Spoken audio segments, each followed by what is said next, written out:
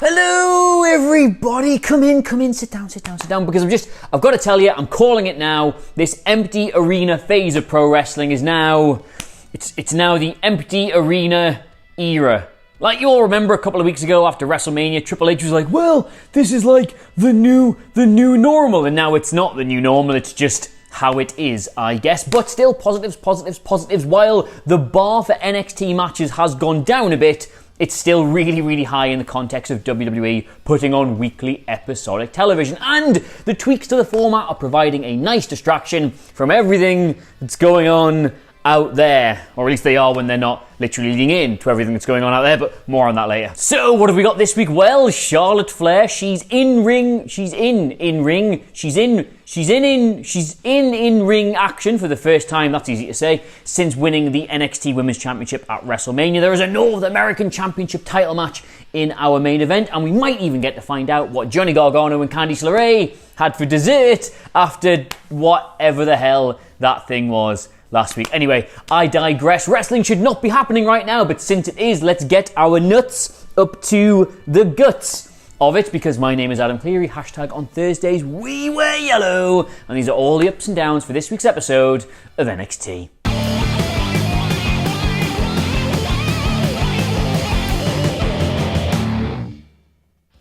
Alright, so if we're being completely honest with ourselves, there's not really anything substantial going on in NXT right now beyond the Cruiserweight tournament. Is there? Like, some things have good matches with no storyline, and there's some good storyline which isn't really giving us any good matches, but this seems to have both of it in oodles. And we open this week with yet another match from that, and yet another good match from that, because in amongst all the many subplots of this, El Hijo del Fantasmo's debut has been quite nuanced, quite intelligently placed into the midst of this. It's not like, here's a new star, he's really great, we're going to give him loads of wins till we forget what to do with him. He was not allowed to steamroller Jack Gallagher last week, great decision, and he actually fell short against Isaiah Squat.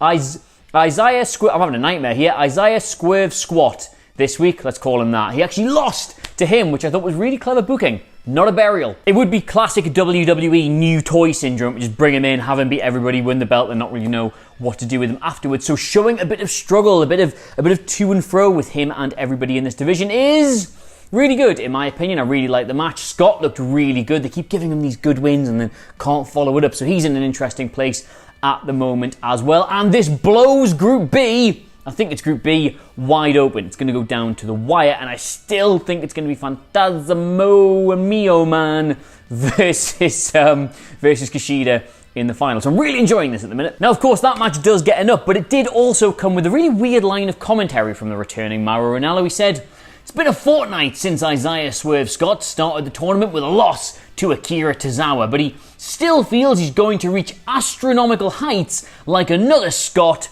in the video game Fortnite, which is, it's an interesting way of wording that, Mauro, but see, the thing is, hello there everybody, and welcome to a new-ish wholly original segment that's nothing like what Simon Miller does, called Ranallo Body Talks Like That, in which I take the outlandish, obscure pop culture references that Mauro Ranallo shoehorns in to his professional wrestling commentary and try and have them make sense for you, a normal person. Now this week, Mauro, he referenced Isaiah Swerve Scott and his namesake trap artist Travis Scott, who recently premiered his new music video Astronomical live inside the video game Fortnite, in which 28 million players logged on to the 100-player strong Battle Royale video game in order to see his new music. Quite the contrast, of course, to Isaiah Swerve Scott, who recently won in the Cruiserweight Championship to a crowd of precisely nobody. But even if he did, even if there was 28 million people watching him, it wouldn't matter, because Mauro, baby!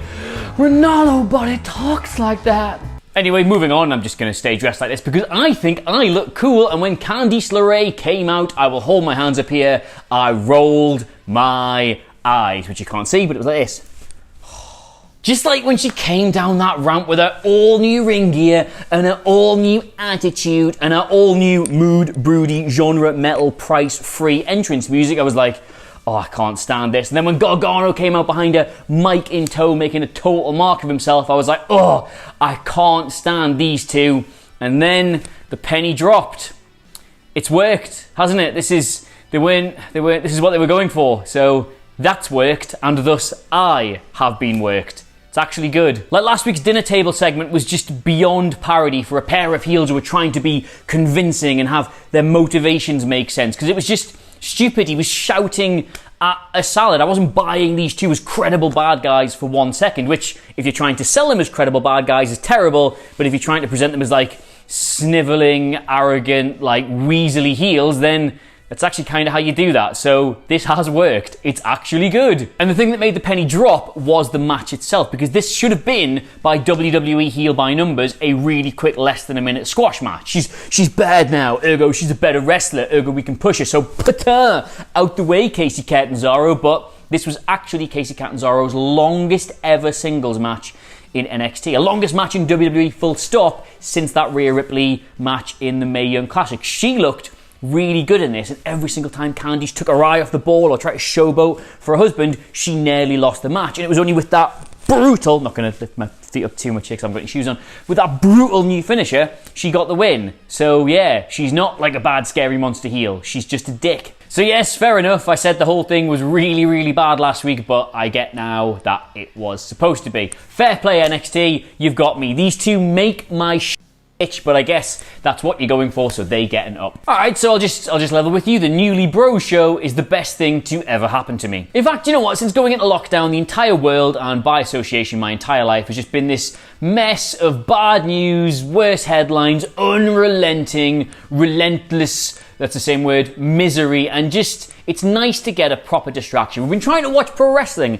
to get a proper distraction, but with it being empty arenas and it not quite being as good, it just hasn't really worked until the Newly Bro Show. It hasn't cured anything that's wrong, but it has rubbed a lovely salve on the symptoms. Ooh, soft. Riddle's initial opening didn't fill me with too much confidence because it felt quite badly scripted. In order to get the best out of Matt Riddle, you have to not badly script him. But by the time he was turning around whiteboards to say threesome on a washer, I was in hysterics. Like, Timothy Thatcher is going to absolutely batter Matt Riddle at some point. He's going to put him on the shelf for weeks, then Pete Dunne is going to return in a vengeance feud, and they're going to make us laugh, they're going to make us cry, they're going to make us wince. It's going to be incredible, and the groundwork they're doing towards it now is so entertaining. Like, this whole segment gets a massive up, and if you want to know precisely what a triumph it was, I have never directed heat at anybody in NXT for a long time, quite like Imperium for denying me that speed round. I was so cross. Alright, we're just zipping through at breakneck pace here, and Charlotte's entire gimmick in NXT, right, is that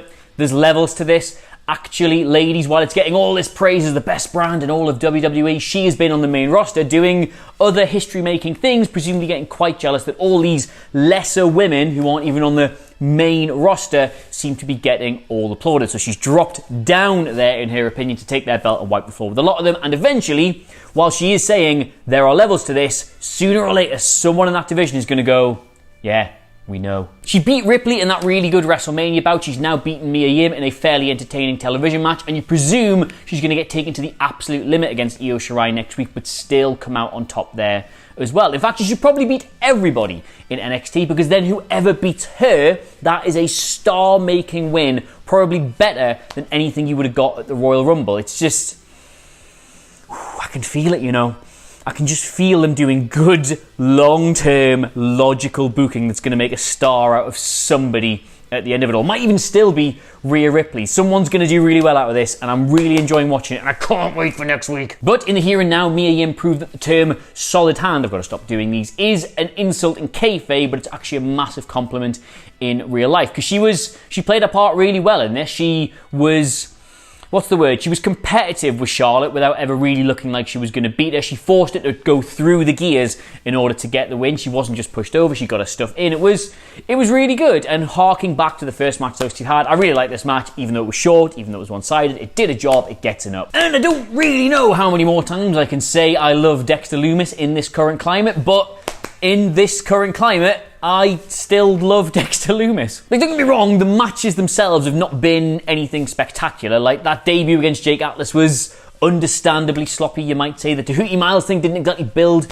on anything, and now I popped mad from getting put in that tag team match with Velveteen Dream and technically beating the Undisputed Era. Didn't really make any sense, and they've just sort of forgotten about it this week. And again, this week against Shane Thorne wasn't like, oh my god, what a brilliant match, but just watching this gimmick in an empty arena, is really entertaining. If you've watched any of these videos over the last couple of weeks, I can't be bothered to repeat myself. It just works so well. Everybody else is trying to fill this silence with noise and try and create an atmosphere when there isn't one, and he is just pure anti-atmosphere, which makes him pure television under the circumstances.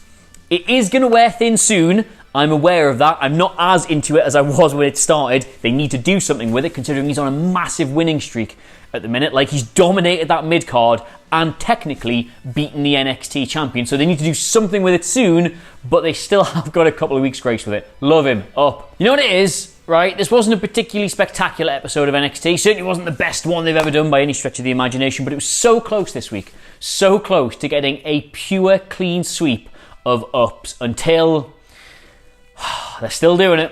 Much like his last match, Drake Maverick put in a really entertaining, surprisingly competitive, narrative-led pro wrestling match, which in isolation is really good, but it just has this huge, dark, gross black cloud hanging over it that just makes this a down. Just to recap for all of you, right? If Drake Maverick leaving WWE is a work, then they are trying to elicit interest in a pro wrestling tournament by leaning into the genuine, horrible real-life pain of 26 million Americans who've been made jobless in the last 5 weeks. And if Drake Maverick leaving WWE is not a work, then they are still trying to elicit interest in a pro wrestling tournament by leaning into the horrifying reality currently facing the recently jobless 26 million Americans, and then just adding another person to that statistic at the end. There is no upshot to this, none at all. Now don't get me wrong here, this is an interesting story and it is showcasing Drake Maverick better than, well, he's ever been showcased in WWE. This is the guy who pissed his pants that time,